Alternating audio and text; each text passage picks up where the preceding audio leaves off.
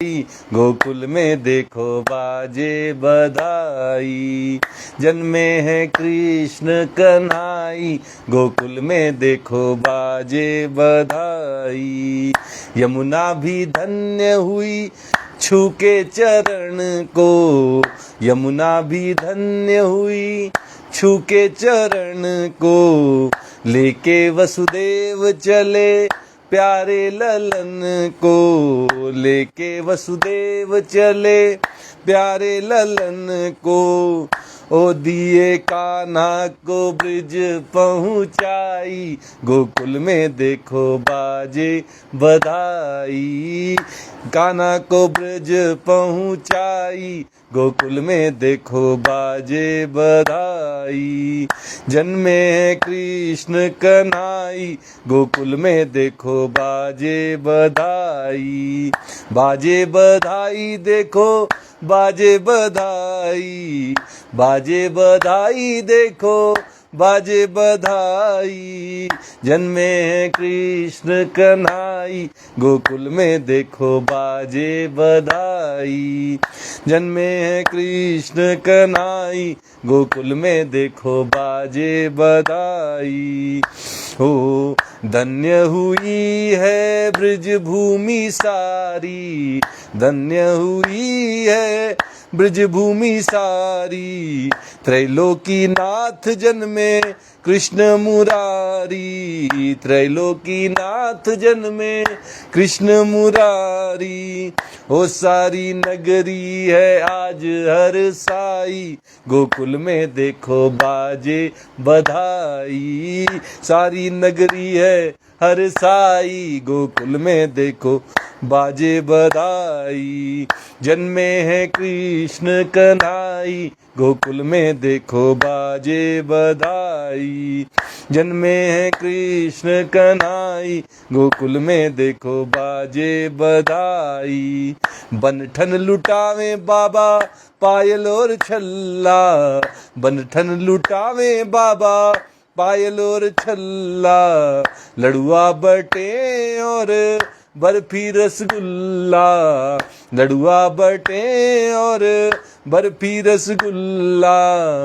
देखो मैया तो फूली न समाई, गोकुल में देखो बाजे बधाई।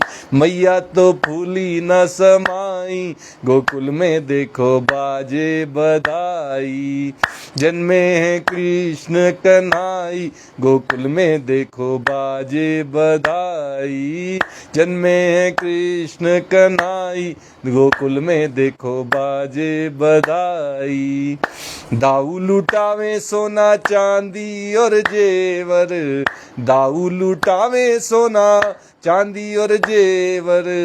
छाया आनंद आज खुशियां हैं घर घर, छाया आनंद आज खुशियां हैं घर घर।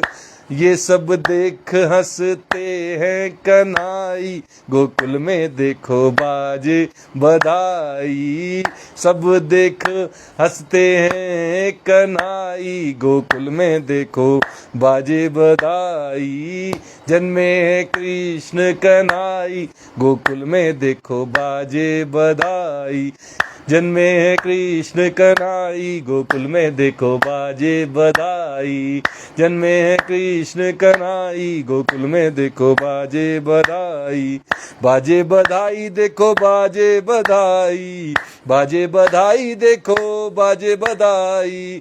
जन्मे हैं कृष्ण कन्हाई, गोकुल में देखो बाजे बधाई। जन्मे हैं कृष्ण कन्हाई, गोकुल में देखो बाजे बधाई। जय श्री कृष्णा। आज की श्रीमद् भागवत कथा में आप सबका स्वागत है। श्रीमद् भागवत के तृतीय स्कंद के चौथे अध्याय की कथा चल रही है। उद्धव जी भगवान श्री कृष्ण से मिलने पहुंच चुके हैं। वहां मैत्रेय मुनि भी आए हुए हैं। जब भगवान ने उद्धव को आया हुआ देखा तो भगवान उद्धव से कुछ बातें कहने लगे। भगवान उद्धव से क्या कहते हैं? श्री भगवानुवाच वेदाहमंतर मनसी सीप्सिति वेदाहमन्तं मनसीप्सितं ते ददामि यत्तद् दुर्वापमन्यैः सत्रे पुरा विश्वसृजां वसूनां मत सिद्धि कामेन वसो त्वयेष्टः। भगवान कहने लगे, उद्धव, मैं तुम्हारी आंतरिक अभिलाषा जानता हूँ, मैं जानता हूँ तुम्हारे अंदर क्या चल रहा है, इसलिए मैं तुम्हें वह साधन देता हूँ जो दूसरों के लिए अत्यंत दुर्लभ है, जिससे भगवान प्रेम करते हैं, जिसको भगवान चाहने लगते हैं, फिर उसके लिए कुछ भी दुर्लभ नहीं रह जाता। जो औरों के लिए दुर्लभ होता है वो भगवान के प्रियजनों के लिए बड़ा ही सुलभ सुगम हो जाता है। भगवान स्वयं उद्धव जी से कहते हैं कि मैं तुम्हें वो साधन बताता हूं जो बाकी लोगों के लिए बड़ा दुर्लभ है। उद्धव, तुम पूर्व जन्म में वसु थे। विश्व की रचना करने वाले प्रजापतियों और वसुओं के यज्ञ में मुझे पाने की इच्छा से ही तुमने मेरी आराधना की थी।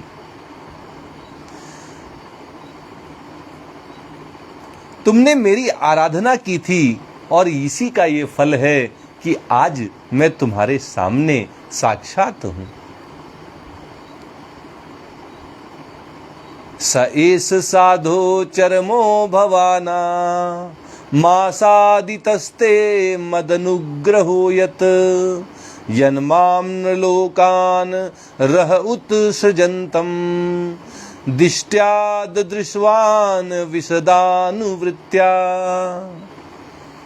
भगवान कहते हैं, उद्धव, साधु स्वभाव, तुम्हारा साधु जैसा स्वभाव है। हे उद्धव, संसार में तुम्हारा ये अंतिम जन्म है। भगवान आश्वस्त कर रहे हैं। एक भक्त का सौभाग्य देखिए, भगवान स्वयं उसको ये आश्वासन दे रहे हैं कि ये तुम्हारा अंतिम जन्म है, ये जन्म जन्म की यात्रा तुम्हारी पूरी होने जा रही है, क्योंकि इसमें तुमने मेरा अनुग्रह प्राप्त कर लिया है। अब मैं मृत्युलोक को छोड़कर अपने धाम में जाना चाहता हूँ। इस समय यहाँ एकांत में तुमने अपनी अनन्य भक्ति के कारण ही मेरा दर्शन पाया है। ये बड़े सौभाग्य की बात है। भगवान उद्धव के इस सौभाग्य के विषय में चर्चा कर रहे हैं। उद्धव से कहते हैं, तुम्हारा तो बड़ा सौभाग्य है। देखो, अब मैं अपने धाम को जा रहा हूं, लेकिन फिर भी जाने से पहले तुम्हें मेरे दर्शन हो रहे हैं। इसका केवल एक ही कारण है, तुम्हारी अनन्य भक्ति। अगर हम अनन्य भाव से कोई भी कर्म करते हैं, किसी की सेवा करते हैं, तो वो स्वामी प्रसन्न हो जाता है। अगर हम अनन्य भाव से किसी कार्य को करते हैं तो वो कार्य सिद्ध हो जाता है। ये तो आपका अपना अनुभव है कि आप जिस कार्य को बिना किसी दूसरी जगह ध्यान लगाए हुए करते हैं, वो निश्चित रूप से पूरा हो जाता है। जहां आपकी सारी शक्ति केंद्रित हो जाती है, वहां आपको सफलता प्राप्त हो जाती है। ये सब आपका स्वयं का अनुभव है। यही बात भगवत भक्ति के साथ भी लागू होती है कि अगर हम अनन्य भाव से उन त्रिलोकीनाथ की, उन जगत के स्वामी की भक्ति करते हैं, उनसे प्रेम करते हैं, उनके चरणों में अनुराग रखते हैं, तो निश्चित है कि उनकी कृपा से और आपके पुरुषार्थ से भगवत प्राप्ति हो जाती है। बड़े अच्छे शब्दों में इस बात को समझाया गया है, जिन खोजा तिन पाइया। ये नहीं कहा गया कि कई लोग खोजने निकले थे और किसी एक ने पाया। जिन खोजा तिन पाइया, जो भी खोजने निकला उसने पाया है। तो आपके साथ क्यों होगा कि आप नहीं पाएंगे? जिन खोजा तिन पाइया, गहरे पानी पैठ। मिल तो सबको रहा है, लेकिन मिलने की जो शर्त है उस पर भी तो गौर फरमाइए। भगवत प्राप्ति तो होगी, इसमें कोई दो राय नहीं है, लेकिन इसकी जो शर्त है वो बड़े सरल शब्दों में समझा दिया। कबीरदास जी महाराज ने कहा कि जिन खोजा तिन पाइया गहरे पानी पैठ। आपको गहरे पानी में जाना ही पड़ेगा, ऊपर ऊपर से काम नहीं चलेगा। भक्ति में आपको गहराई तक उतरना ही होगा। आपको अपने जीवन में अनन्य भक्ति करनी ही होगी, तभी भगवत प्राप्ति हो सकती है। केवल ऊंचे ऊंचे चले जाने से, केवल हल्के पानी में घूमकर आ जाने से कभी भी भगवत दर्शन रूपी ये जो लक्ष्य है इसकी प्राप्ति नहीं हो पाएगी। यही बात उद्धव जी को भगवान समझा रहे हैं कि तुम्हारी अनन्य भक्ति के कारण ही तुमने मेरा दर्शन पाया है। इसमें तुम्हारा कोई पुरुषार्थ नहीं काम आया, इसमें तुम्हारा ज्ञान काम नहीं आया, इसमें केवल और केवल काम आई है तुम्हारी अनन्य भक्ति। और इसी ने तुम्हें इतना बड़ा सौभाग्य दे दिया है। पुरा मया प्रोक्त मजाए नाभ्ये पद्मे निषण्णाय ममादि सर्गे ज्ञानम परम मन महिमावभाषम यत सूरयो भागवतम वदन्ति। भगवान कहते हैं कि पूर्व काल में पाद्म कल्प के आरंभ में मैंने अपने नाभि कमल पर बैठे हुए ब्रह्मा जी को अपनी महिमा के प्रकट करने वाले जिस श्रेष्ठ ज्ञान का उपदेश किया था और जिसे विवेकी लोग भागवत कहते हैं, वही मैं तुम्हें देता हूं। भगवान स्वयं भागवत का ज्ञान, भागवत के उपदेश और भगवान की जो भागवत में कही हुई भक्ति है वो सब उद्धव को स्वयं बताने जा रहे हैं, जो कभी उन्होंने ब्रह्मा जी से कही थी।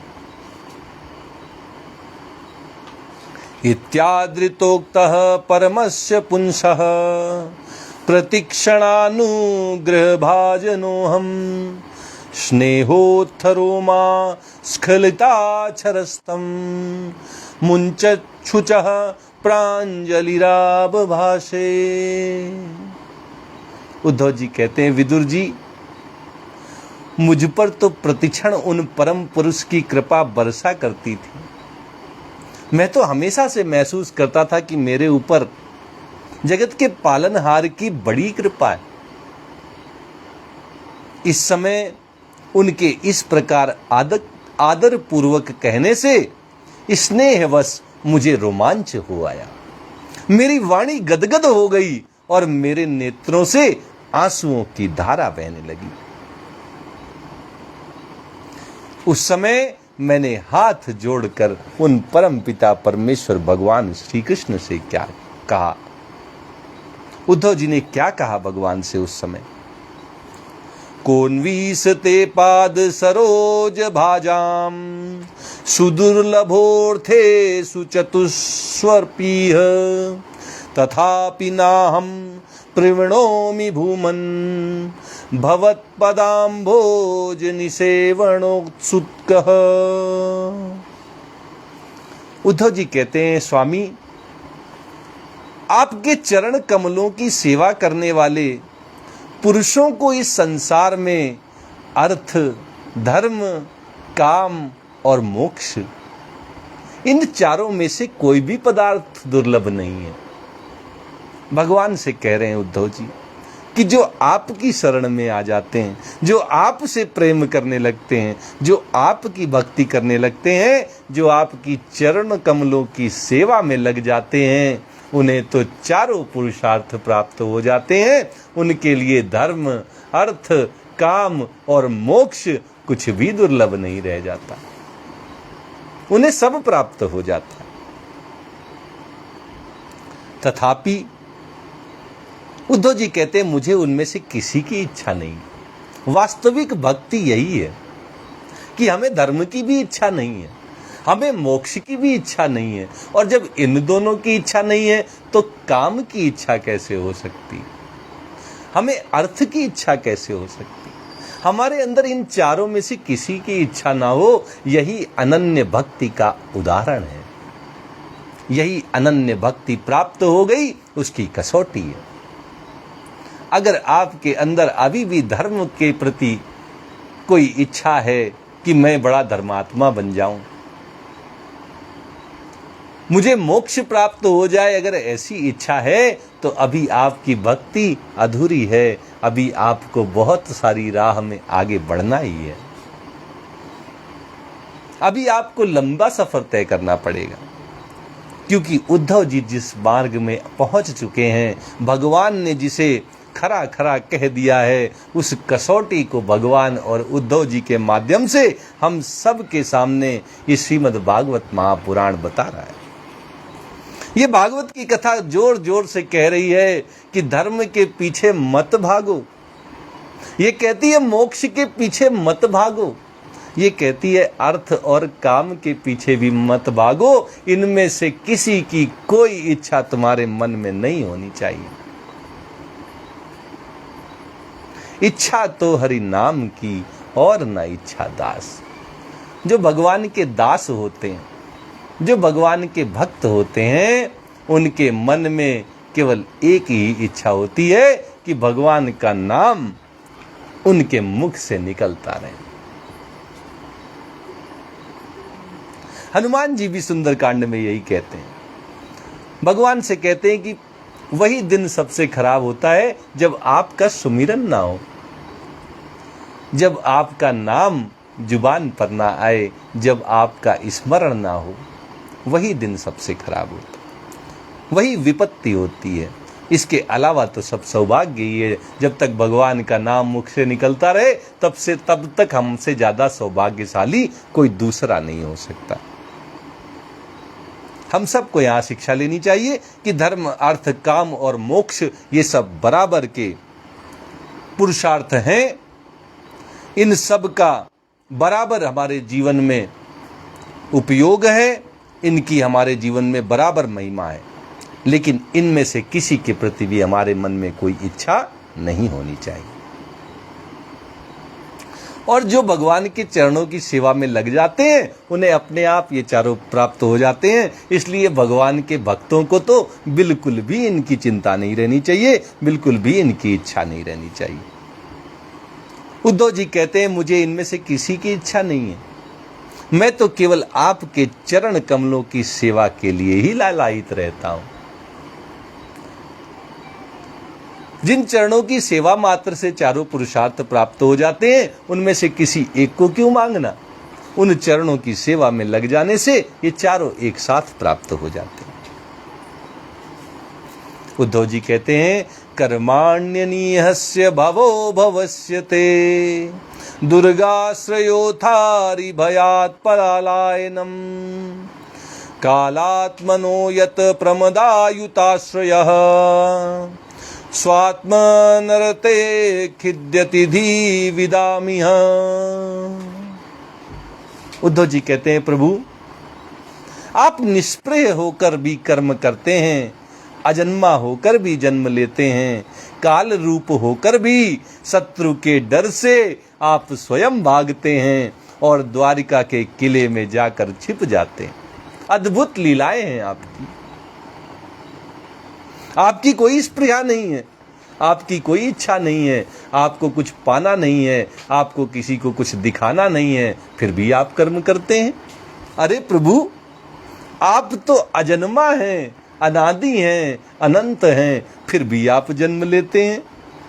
हे प्रभु, आप काल रूपी हैं, सब आपसे भय खाते हैं, लेकिन आप शत्रु से डर के स्वयं भाग जाते हैं, द्वारिका के किले में जाकर छुप जाते हैं, रण छोड़ दास कहलाते हैं। हे भगवान, आप स्वात्मा राम होकर भी 16,000 स्त्रियों के साथ रमण करते हैं। अद्भुत लीलाएं हैं आपकी।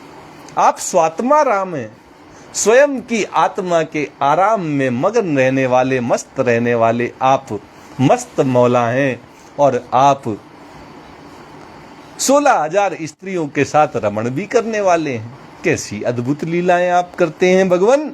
इन विचित्र चरित्रों को देखकर विद्वानों की बुद्धि भी चक्कर में पड़ जाती है। विद्वान भी चकरा जाते हैं कि अरे, एक तरफ तो वो आत्माराम है, स्वात्माराम है, और एक तरफ 16,000 स्त्रियों के साथ रमण भी कर रहे हैं। एक तरफ अजन्मा है और जन्म भी ले रहे हैं। एक तरफ निष्प्रह हैं और निष्प्रह होकर भी कर्मों में लगे हुए हैं। हे भगवान, आप काल रूप होकर भी शत्रुओं के डर से किले में छुप रहे हैं। इन सब बातों को सोचकर तो विद्वान भी चकरा जाते हैं। ऐसी विचित्र भगवान की लीलाएं। और इसलिए उद्धव जी कहते हैं, मंत्रेषु मां वा उपहूय यत्व मुकुंठिता खंड सदात्मबोध पृच्छे प्रभो मुग्ध इवा प्रमत्त तन्नो मनो मोहयतीव देव। उद्धव जी कहते हैं, हे प्रभु, हे देवाधिदेव, आपका स्वरूप ज्ञान सर्वथा अबाध है, अखंड है।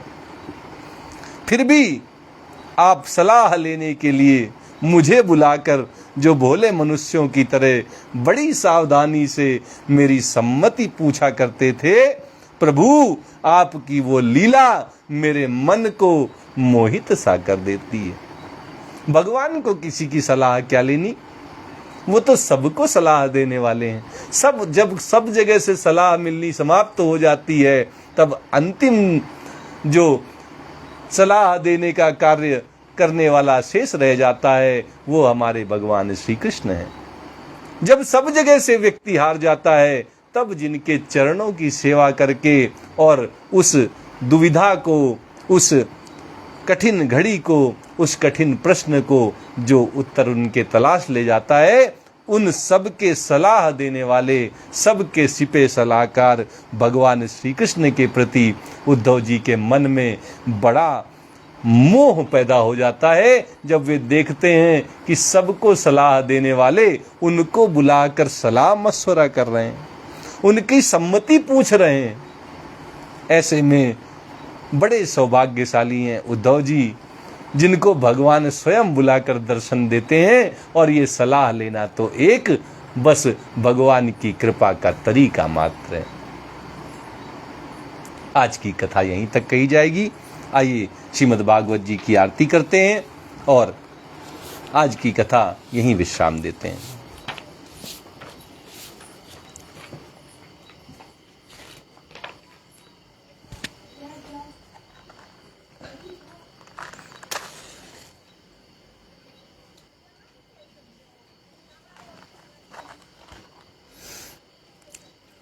प्रेम से बोलिए वृंदावन बिहारी लाल की जय।